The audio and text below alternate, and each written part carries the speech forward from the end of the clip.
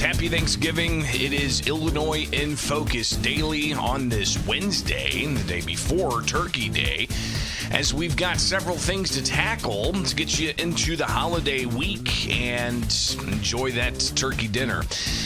I'm Greg Bishop, editor of the Center Square, Illinois. You can go to thecentersquare.com and find the latest headlines. Get them in your inbox by subscribing to the newsletter and sharing it with your friends. Again, go to thecentersquare.com where you'll see the Illinois page, quick hits, economic news, political posturing back and forth between the White House and the Pritzker administration. So a lot to tackle here at thecentersquare.com. And don't forget, it's not just Illinois headlines. You can get headlines from across the country as well at the Center Square. All right, so we're going to talk about the governor and him seeming to revive the conversation of a progressive income tax. If you recall, voters in Illinois shot that down in 2020. But there seems to be another push, including resolutions filed at the State House to amend the state constitution a couple of different ways to tax those who make more money, more taxes. All of this while the state has record spending, $55 billion budget that the governor signed. It's now in effect, started in July. And it's including tax increases and a whole host of other extra spending. But should we instead be cutting spending and trying to find efficiencies? The governor talked about that late last week, and we'll share some of that. And also reaction from a manufacturers group to the prospect of the resuscitation of the possibility of a progressive tax coming back in front of voters. So that's what we've gotten ahead of us. And then we're also going to tackle comments that President Donald Trump made yesterday at the White House during the turkey pardon ceremony. So we'll get to that too. All right. It's Illinois in Focus daily, each and every weekday morning with you. I'm Greg Bishop. Like, subscribe, hit that notification bell, and stay up to date with us at thecentersquare.com.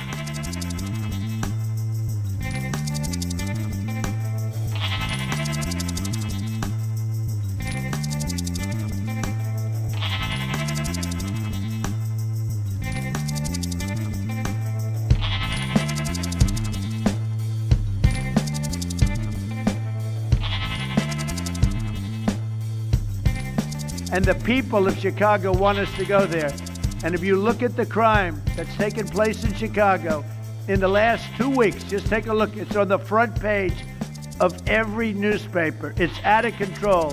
The mayor is incompetent, and the governor is a big fat slob. It's President Donald Trump yesterday talking about Chicago and public safety. Now he says that city leaders and the states need to ask the Trump administration to come in. It's Illinois in Focus daily. Happy pre-Thanksgiving. I'm Greg Bishop. Like, subscribe, hit that notification bell to stay up to date with the Center Square here on YouTube. And go to thecentersquare.com and get the newsletter in your inbox. But you can wake up with us each and every weekday morning. Join the live chat. Programming note, I'm going to be off, of course, Thanksgiving and Black Friday. I'm taking Black Friday off as well. We'll be back at it live Monday, and trust me, we've got a ton to tackle, so be sure to stay up to date with us here. So yesterday, President Donald Trump had the turkey pardoning ceremony, and the White House was having a little fun with it and made this kind of cinematic video of sorts that's... the production quality definitely ramped up. Destiny is seasonal. Gobble and Waddle stand on the edge of history. One tradition decides their fate. This year, the stakes have never been higher. The stage is set. I hereby grant you a... So the White House sharing that video.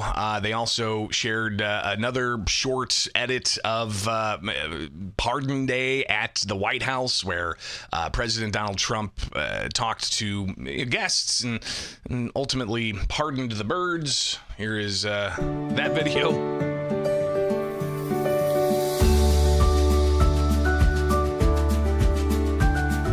And of course, yeah, you can see, for those who are listening, two beautiful birds walking around the White House in the hallways, gobbling it up, even sitting on some White House beds. A lot of interesting camera shots there of turkeys around the White House. Now, some people may joke that, well, there's a lot of turkeys in the White House regularly. But the president also having some fun talking about pardoning individuals and turkeys as well. He wanted the name Wobble and Gobble, which were the two turkeys that were pardoned, a couple of different names to pardon them ultimately. Here's, again, the president yesterday having some fun during the turkey pardoning ceremony. The turkeys being pardoned today go by the names of Gobble and Waddle. When I first saw their pictures, I thought we should send them, well, I shouldn't say this. I was going to call them Chuck and Nancy. But then I realized I wouldn't be pardoning them. I would never pardon those two people. I wouldn't pardon them. I wouldn't care what Melania told me. Darling, I think it would be a nice thing to do. I won't do it, darling. So Trump making that joke about Nancy and Chuck, but he doesn't want to pardon them. We'll see what ultimately transpires from that. But he also took time to criticize pardons by previous presidents. But before going any further, I want to make an important announcement, because you remember last year, after a thorough and very rigorous investigation by Pam Bondi and all of the people at Department of Justice, the FBI, the CIA, the White House Counsel's Office, and the Department of Everything. We have a Department of Everything. You know what that is? I think that's called the White House. Into a terrible situation caused by a man named Sleepy. He used an auto pen last year for the turkey's pardon. So I have the official duty to determine, and I have determined, that last year's turkey pardons are totally invalid, as are the pardons of about every other person that was pardoned other than, where's Hunter?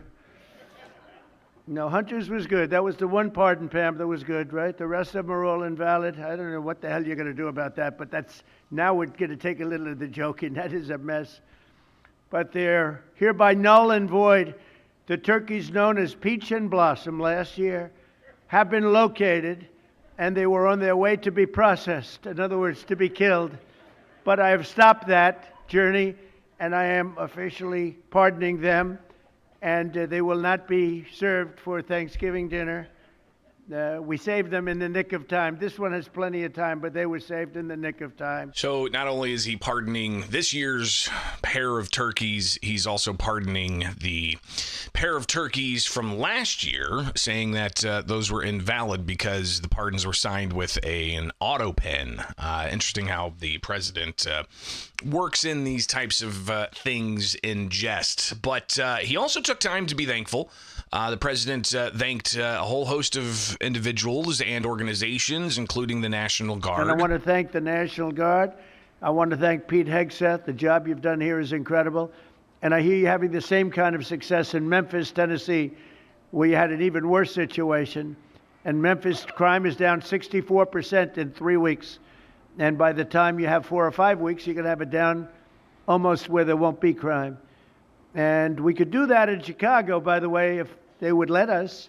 If the mayor was a low IQ person, but he should understand this. This is a very serious thing. You saw all the crime that took place last night, the night before. The woman with the burning, they burned the woman. To be talking about that now, they burned this beautiful woman riding in a train.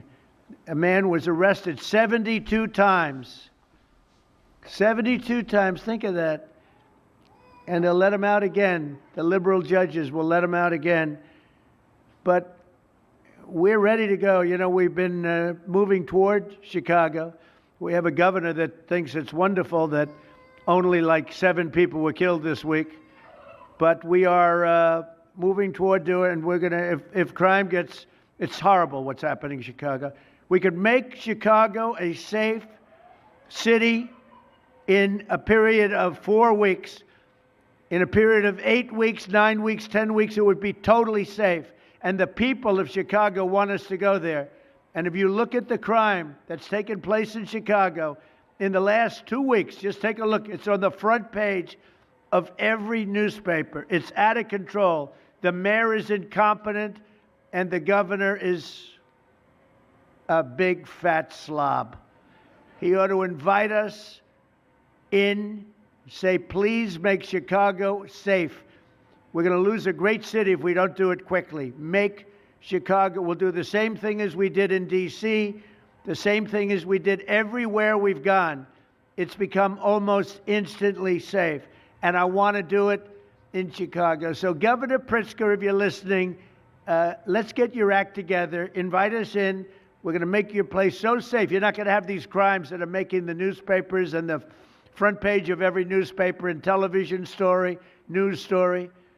We'll make Chicago a safe place very quickly. I looked at the various cases, granting mercy, discovering that the terrible trauma that everyone's going through. And I had a little bit of a Pritzker joke. I was going to talk about Pritzker in size, but when I talk about Pritzker, I get angry because he's not letting us do the job. So I'm not going to tell my Pritzker joke. They have a very cute little joke, you know. Some speechwriter wrote some joke about his weight, but I would never want to talk about his weight. I don't talk about people being fat. I refuse to talk about the fact that he's a fat slob. I don't mention it. On a more serious note, as we gather around the dinner table, I'd like to lose a few pounds too, by the way. And I'm not going to lose it on Thanksgiving, I can tell you that, because I'm going to have a turkey, but it's not going to be that one. So again, the president sharing those comments yesterday at the White House, and seemingly on cue, Governor J.B. Pritzker releasing this statement through his campaign website, giving zero thanks to Trump, soaring prices ruining Americans' Thanksgiving dinners. President Donald Trump is ruining Americans' Thanksgiving dinners with soaring prices this holiday season, the statement says. Instead of focusing on quality time together, families are being forced to worry about rising costs, driven by the Trump administration's nonsensical tariffs and damaging economic policies. This means families across the country are being forced to decide what they can and can't afford to put on the table for Thanksgiving. Goes on to talk about Groundwork Collaborative. This is an organization that apparently is meant to reframe policy debates. You can imagine it's probably got a liberal slant to it if the governor's using this, but they say that Groundwork Collaborative shows that wholesale turkey prices are skyrocketing by 40%. Even staples from hams to sauces and onions and creamed corn up as much as 56% from this time last year. That doesn't square with the Farm Bureau. The Farm Bureau says actually prices are 5% less than last year. So do you take Groundwork Collaborative, which is, a organization meant to reframe policy debates and data, or is it the Farm Bureau that you're going to trust when it comes to the Thanksgiving dinner? So Governor Pritzker, in a quote, says Donald Trump doesn't care what families are paying at the checkout line while his administration pushes prices higher. I was not raising it to and higher. My administration has been focused on lowering grocery costs and eliminating food deserts. Families should never have to choose between paying their bills and having a Thanksgiving dinner. So that's, again, some of the back and forth between President Donald Trump and Governor J.B. Pritzker heading into the Thanksgiving holiday. And I imagine that after the Thanksgiving holiday, you're going to have all kinds of continued political back and forth. Yes, Thanksgiving, a time when we can just sit around the table, unloosen our belts, and consume copious amounts of delicious food. Hopefully you're able to do that in some fashion with friends or family. If not tomorrow, then sometime over the weekend. And don't forget, you've got Black Friday shopping. You've got Small Business Saturday. What is there? There's Giving Tuesday and a whole bunch of other important times to be thankful and to share what you're thankful for. All right? It's Happy Thanksgiving. It's Illinois in Focus Daily each and every weekday morning here with the Center Square.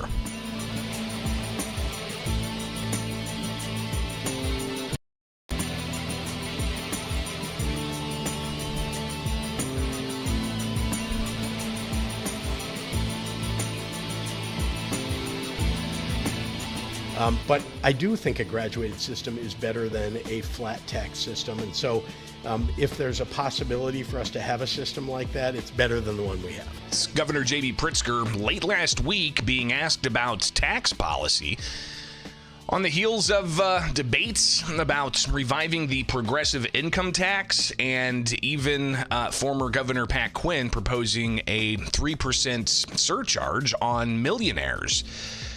Even though Illinois voters in 2020 voted down a proposed constitutional amendment to change the state's income tax. It is Illinois in Focus Daily. I'm Greg Bishop with you each and every weekday morning here as we break things down for you to understand so you can get on with your day. And of course, programming note, I'm going to be off Thanksgiving and off Black Friday. We'll be back live with this show come Monday, so we got stuff already lining up to keep you informed. So be sure to come back to us Monday morning, and we'll have fresh stuff for you.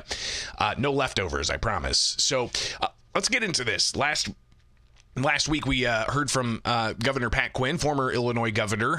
He is pushing a 3% surcharge on millionaires for property tax relief. There was a non-binding resolution that was approved by voters in the 2024 election.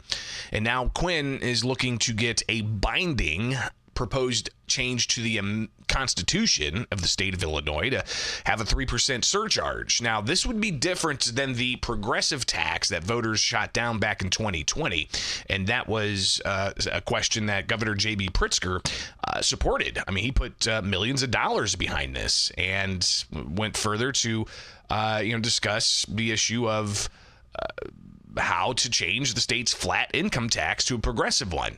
But there was also some talk recently in a debate with some progressives, and they said that they need to bring back the progressive income tax. Governor J.B. Pritzker was asked about this, but also people criticizing the governor for being opposed to Chicago Mayor Brandon Johnson's head tax for the next budget for the city.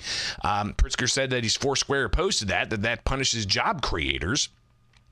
But when it comes to the possibility of changing the state's income tax, he still supports that idea. I was not raising it to him because it's specifically something that I'm going to propose in the 26th. I mean, by the way, the governor is not the one who ultimately proposes those bills or even signs them, right? When it's an amendment to the Constitution, the governor really has almost nothing to do with it other than perhaps advocacy. What I was saying in response to the alderman was, because he was making the claim that somehow that I'm not in favor of large corporations or wealthy people paying their fair share, I think is what he was saying. And that's ludicrous. The very first thing that I did, or one of the very first things that I did in office, was propose and ask the General Assembly to put on the ballot the amendment that would have a graduated income tax in the state. It didn't pass with the voters. But as you know, I worked hard. I put resources behind it more than anybody's ever done before. So one cannot claim that I am not in favor of a more progressive rather than regressive tax system. And that's what I was trying to say to him when he was saying that being against the head tax in the city of Chicago is somehow my opposition to having wealthier people pay more and middle-class people pay less. So all I can say is I believe that we need to have a system that is more progressive and less regressive than the one that we have now. I think it's something that is being talked about by members of the General Assembly. We'll have to see if it gets proposed. It's not something that's been a priority for me going into the next session. We clearly want to make sure first that we are looking at finding efficiencies in government. That's always the very, very first thing. But I do think a graduated system is better than a flat tax system. And so if there's a possibility for us to have a system like that, it's better than the one we have. The governor saying that he proposes or prefers a graduated system over a flat tax system. And just for clarity, people understand, the federal tax code, the federal income tax, is a progressive tax. The more money you make, the higher rates you pay. Illinois is a flat income tax state, right? So it doesn't matter how much you make, you pay the same rate, not the same amount, the same rate as everybody. And actually, some policy analysts, like from the Tax Foundation, I believe, they say that that's flat tax is one of the saving graces for Illinois. But there's already a movement to change that. And if you go to ilga.gov, you'll be able to see Senate Joint Resolution Constitutional Amendment 4 that was filed by State Senator Robert Martwick. And you've got several others that are signing on board with that. And what it would do, it proposes to amend the state constitution's revenue article, removing a provision that provides that a tax on income shall be measured at a non-graduated rate, and provides that the General Assembly shall provide by law for the rates of any tax on measured by income imposed by the state. Currently, they may be no more than one such tax imposed by the state on individuals and one such tax imposed on corporations. So this would be the constitutional amendment. Now, it would have to pass the House and the Senate by 3/5 majority. Does not go to the governor. If the House passes it and the Senate passes it, it just goes to the ballot for people to vote on. And again, this happened back in 2020, and voters disapproved of that constitutional amendment. But it's not just this idea. You've also got the other idea that former Governor Pat Quinn proposed, and that was a surcharge on millionaires. And you've got that article being filed, and this coming from the House Joint Resolution Constitutional Amendment 21 from State Representative Natalie Manley.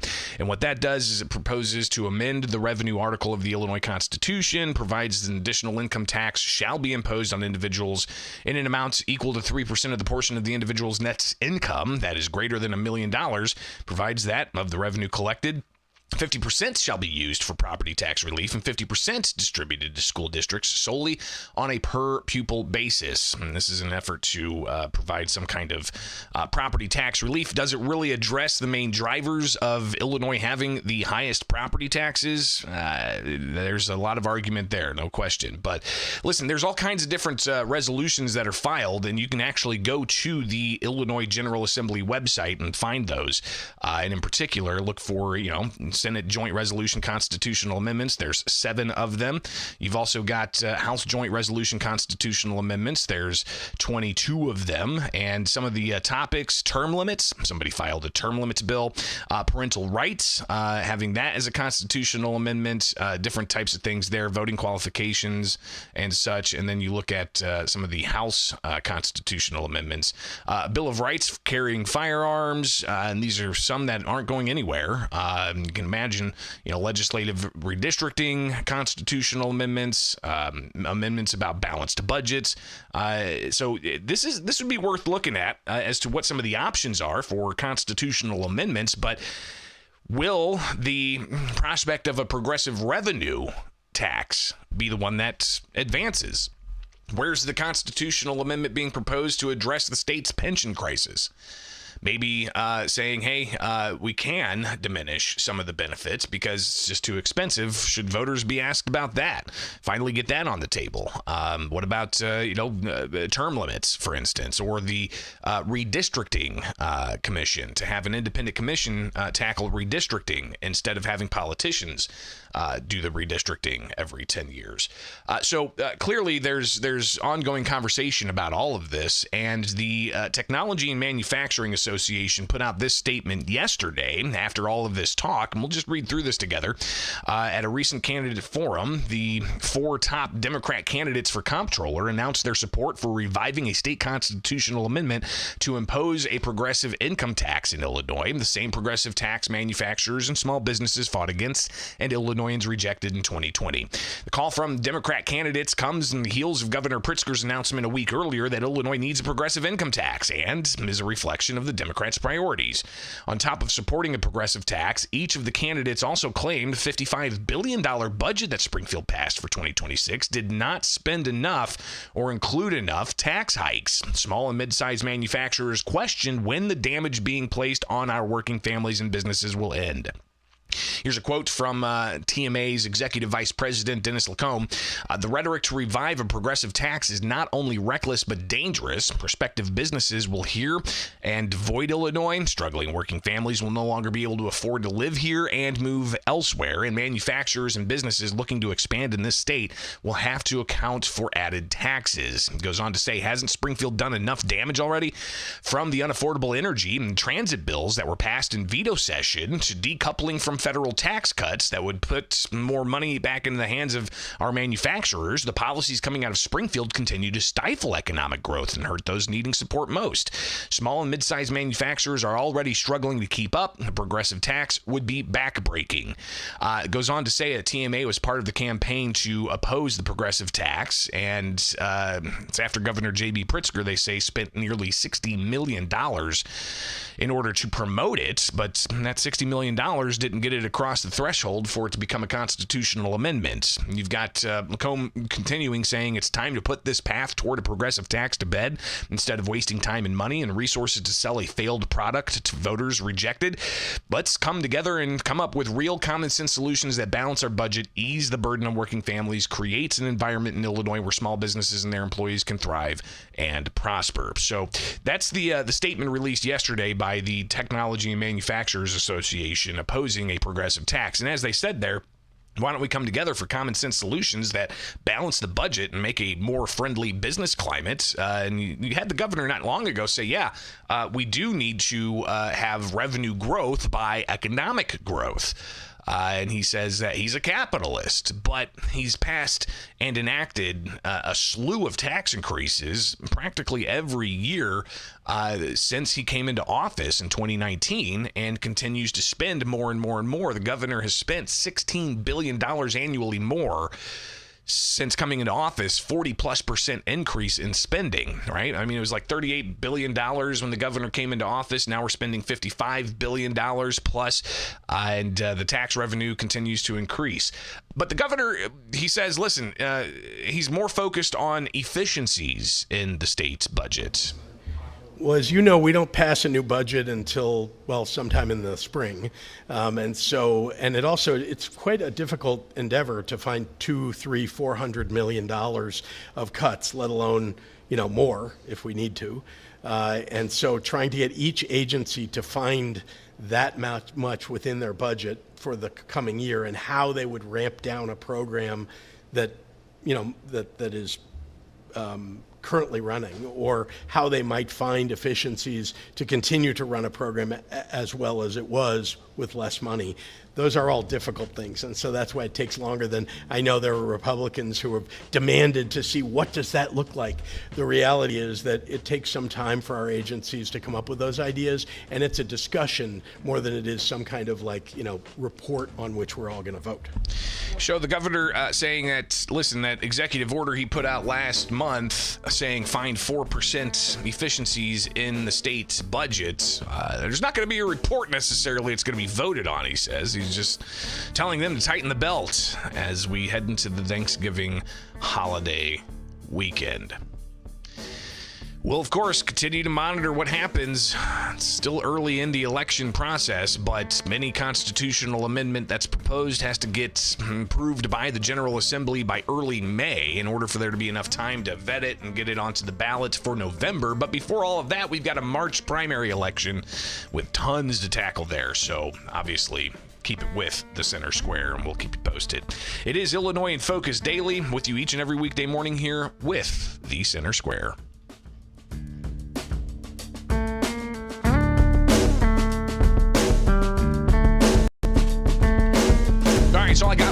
on this Wednesday before Thanksgiving. Again, programming note, I'm going to be off tomorrow. I'm looking forward to sleeping in. And also off Friday, looking forward to sleeping in. And we'll be back at it Monday, all right? The team is still going to be up and watching what happens, and go to thecentersquare.com for the latest on any developing stories that may break over the holiday weekend. But we'll be back together Monday here with Illinois in Focus Daily. Each and every weekday morning, I'm Greg Bishop, editor of Illinois for The Center Square. Enjoy turkey and pumpkin pie and all of it. Friends, family, tradition. We'll see you Monday, right here with Illinois in Focus Daily.